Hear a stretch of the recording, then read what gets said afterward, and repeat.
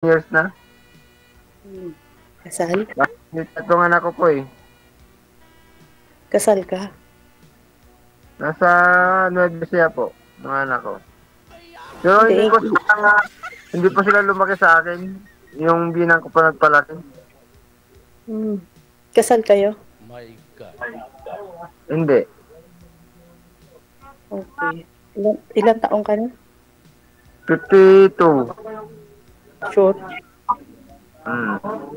52. 48 naman ako. 44 po kayo? 48. 48. Hindi naman makalayo natin ah.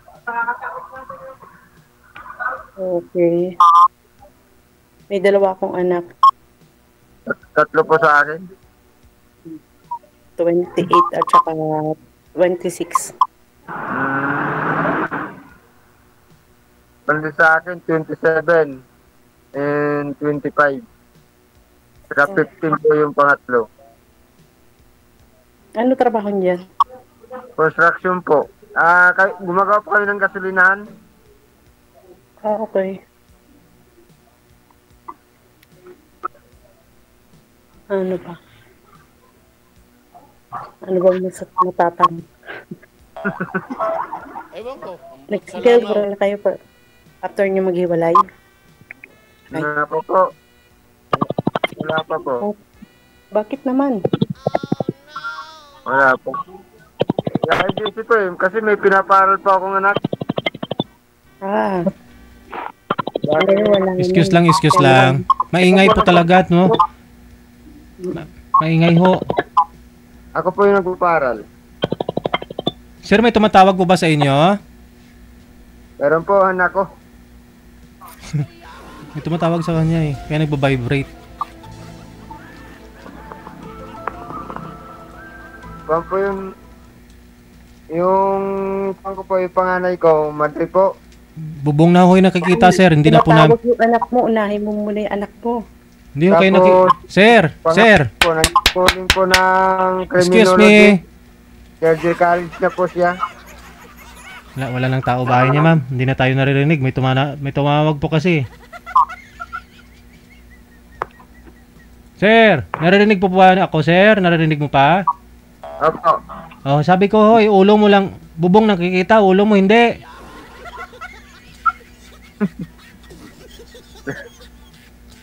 Sana ho si ma'am. Wala na. Tumatawag pala yung anak mo, dapat inuna mo muna yung anak mo. Tapos graduating ngayon, Kwan. Itong taon na ito yung babaeng bunso. Hindi niya naririnig na maayos, ma'am.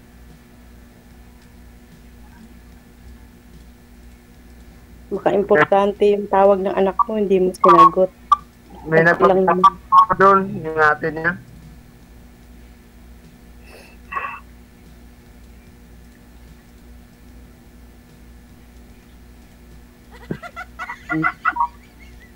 Kayo po. May mga, ano na rin yung anak ko, yung mga pamilya na. Pamilya. May isa na akong apo.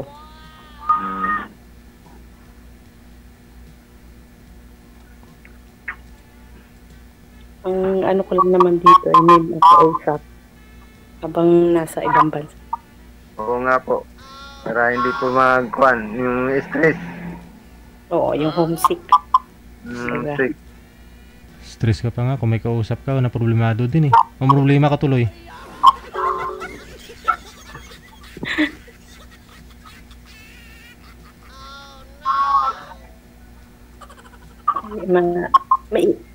Maingay tuloy yung background mo, kuya.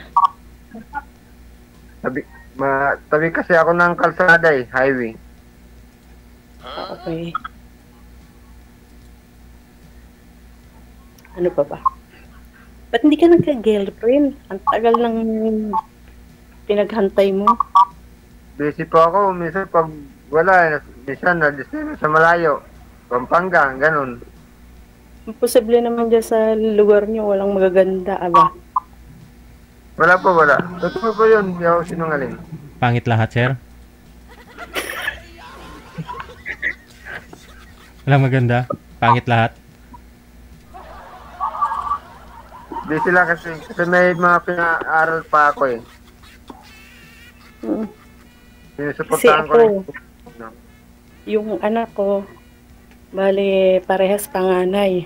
Parehas din patay yung tatay nila. Dalawang beses ako nabalo. Nga po. Kabahan ka na, sir. Meron yung pangatlo. Kapag dalawa nilang balo, pag dalawa, ano yan, atras na.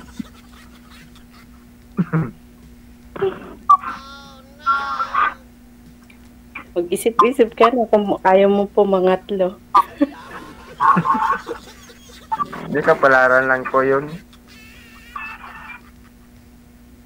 Baka ikaw yung mabalo, ano, ako yung mawala. Knock on wood. Buwit ng palad lang po yun. Oo.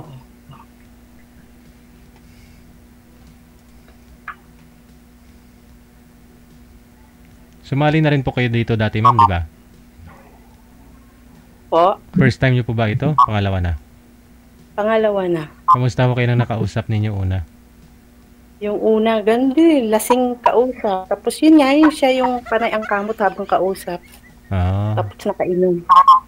Mm. Si Sir Ho, hindi uminom to. Hindi naman ako nag-iinom eh. Sana all. Tubig, Okay lang naman o mag-inom. Wag lang naman yung Magkamot. magtira din naman ng ano. Huwag lang magkamot. Para, hindi lang yung count. Sana Hindi. all. Okay lang naman ng mag-inom. Wag lang yung ano, sobra-sobra. Kasi yun ang kinamatay ng mga nakalibit ko. Kakainom. Yung una niyo hong asawa, ma'am, anong kinamatay? Ano din, bangungot naman. Tapos yung pangalawa, yun, nakilala ko na siya manginginom talaga. Ginusto mo pa rin. Umano siya, nag-vomit siya ng dugo. Tapos, wala, hindi na nakasurvive. Pagdating sa ospital. My God.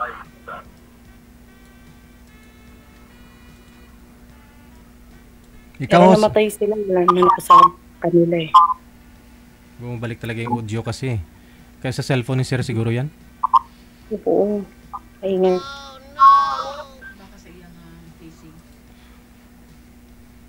Hindi, malakas po yung volume ni Sir. Kaya ganon. Kung mahina naman, di niya naman marinig.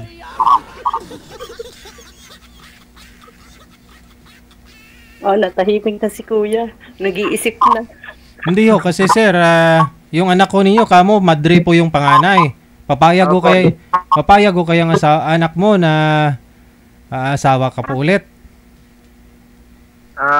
Payag po. Kasi nung umuwi po siya, ba't daw hindi po ako nag-asawa? Sabi niya. Nung umuwi siya Total nagtanong. naman daw, malaki na sila.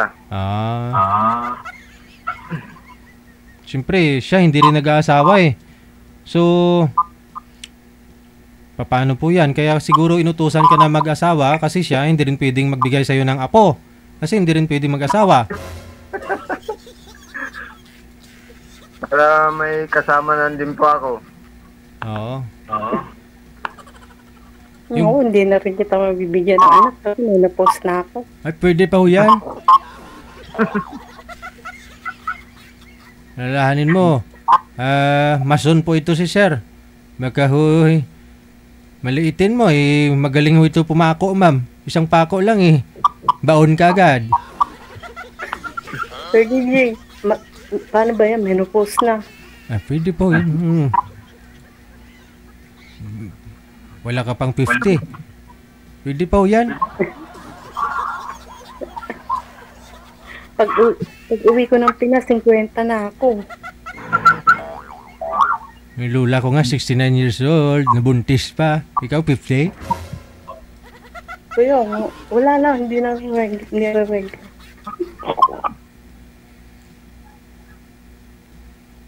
Kumbaga, ang ano ko lang naman dito, yung may makakausap dahil syempre nasa ibang bansa. Imposible wala kang nakakausap, ma'am. Baka susunod, dinding na yung nakausap ko eh. Pag nasa abroad ka nga, marami kang friends sa Facebook, maraming mag-add friends sa'yo eh. Tapos ikaw, wala kang kausap? Wala, promise nga. Kausap, syempre, mga ano. Ayun. Sasabayan ka ng utang. Kakamustahin ka, utang. Baka pwede makahiram. Lalo pagkatapusan.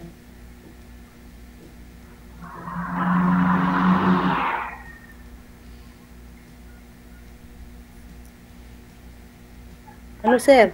At natahimik ka na, kuya. Hindi, ito talaga ako eh. Hindi mo gano'n pala ito eh. Ano, parang virgin ka tuloy tignan dyan. Oy, bawal.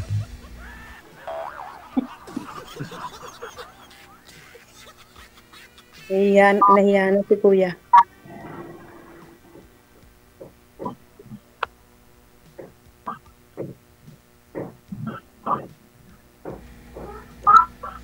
Gusto niyo pa magkaanak, sir? Ilan taon na po kayo dyan? Isang taon pa lang ako. Ah, bago pa lang. Mm-mm. Pero bagong lipat ako dito sa bagong amo. Kaya 5 buwan pa lang ako. Pero kung susumahin, 1 taon na dapat. Ngayong October.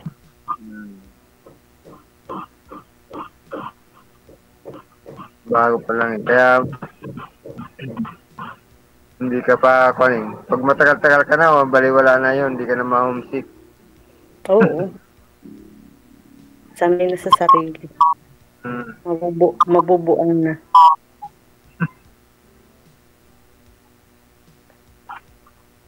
Sir, isagad ang ulo. Bubong na naman yung nakikita. Yan. Baka ho gusto mo pa magkaanak? Pangarap niyo po ba nga magkaroon ka pa ng anak, sir? Kasi madriho yung panganay mo, walang balak mag-asawa. May balak din po. Kahit na hindi po magkanak, okay lang po sa akin. May kasama. Oo. Gusto mo sana yung mabigyan ka pa ho ng anak. Pero okay lang din naman sa'yo na hindi ka mabigyan. Opo, okay lang po. Ah, okay. Okay lang din ba sa'yo? Ano na, dalawang beses na balo. Kabahan ka na, sir. Yung mga bisyo naman kasi yun eh. Kaya nagkaganon. Ikaw, sir, walang bisyo, no? Hindi po. Ayun. Mm. Kahit kidlatan man ho yung kapitbahay mong Marites, sir? Wala talaga kayong bisyo? Hindi po. Wala. Kahit sigarilyo? Sana all.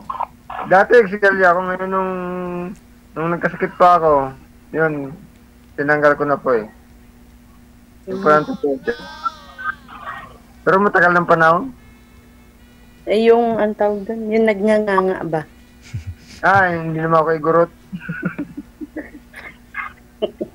Uy, hindi. Kahit hindi igurot, may nagnganganga. Oh, karamihan, mga igurot. Kahit nga hindi igurot eh. Mga Bicolano, meron din.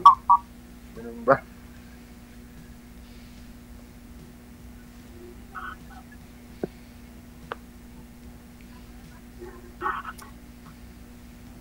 Sige na po, para magkaroon naman yung ibang ano. Nakita, Pwede ma'am. tayong mag-friend. Akala ko ba naman, ma'am, kausap yung hanap mo? Oo, pwede naman sa ano, offline. Para mayroon naman yung time yung ibang... Wala pa nga yung oras ninyo. Saglit lang naman yung usap ninyo dito eh. Ayaw naman niya po. Tahimik kasi kuya, oh. Oo, paano ho yan? Eh, sabi mo mag-uusap ako kayo. Sir, wag ka ho kabahan. Kahit na ho eh, biyuda ho si ma'am. 2 beses na ho nabalo. Nasa sayo naman ho yan, sir. Opo. Oo, wala ka naman po yatang sakit. Wala naman. Wala. Kompleto naman ang ipin. Pasmile nga, sir. Bawas na. Bawas na. Kasi yung unang nakausap ko noon, ano yung ngipin. Ewan ko kung nagnganganga or sira yung ngipin niya. Bawas na ngipin ko dito kasi. Okay lang bawas, gusto ko lang sira. Eh, pag nasumakit ng ngipin ko, pinapabunot ko na para hindi na ako nagkuhan. sa sakit ng ngipin. Dapat survive mo muna. Ang hirap din kapag may kulang.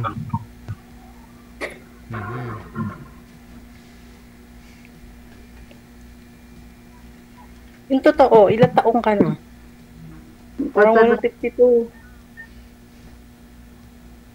Madalas na ako. Eh, matagal ako tingnan dahil construction kasi ang trabaho ko eh. Sa bagay. Pihigan ka siguro kaya wala kang naging girlfriend. Ano po? Pihikan ka siguro. Aidan? Pihikan. Pihikan. Kapili ka daw, sir. Mare, Siyempre, gano'n. Naku po. siyempre sa pag-girlfriend, kailangan talaga piliin yan. Siyempre, magiging asawa mo yan pagdating ng araw eh. Kailangan mo talaga mamili. Ganon din sa'yo, ma'am. Kailangan mo rin mamili ng maging boyfriend mo. Oh.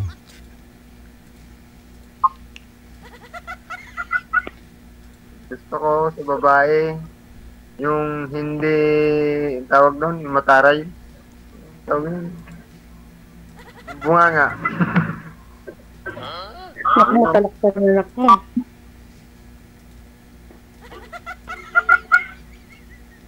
Yun, saka mapagmahal nun. Yun lang. Ah, Baka naghahanap ka ng sexy. hindi naman. Hindi. Sexy, maganda, maputi. Tsura ko na ito, ipapatol sa akin.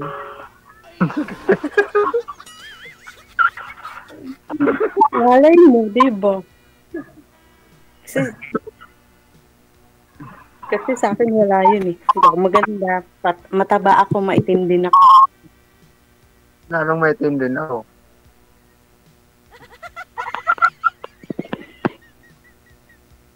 Eh sabi mo kasi pihikan. Baka mapihikan. Ay, pihikan eh. Eh, tawag nito. Ilan taon na yung bunso mo?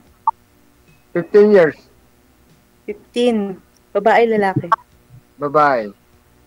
Parehas babae. Sa akin naman babae at lalaki. Isang lalaki. Mm. Tapos yung apo ko, lalaki. Itong taon na.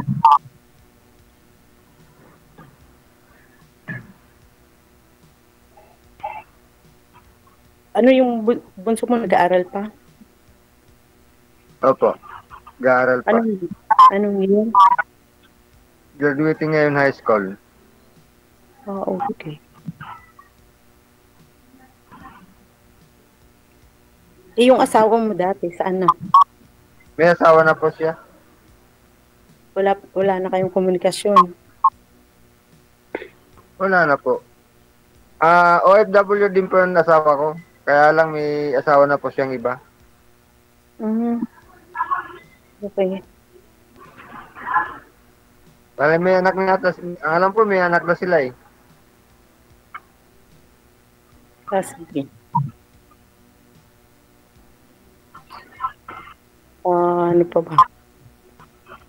Wala na akong may tanong. Sir DJ. So, paano na? Sa off-cam na lang po kayo magpatuloy, no? Maraming salamat sa inyo. Magandang gabi. Nakakablanko nga talaga.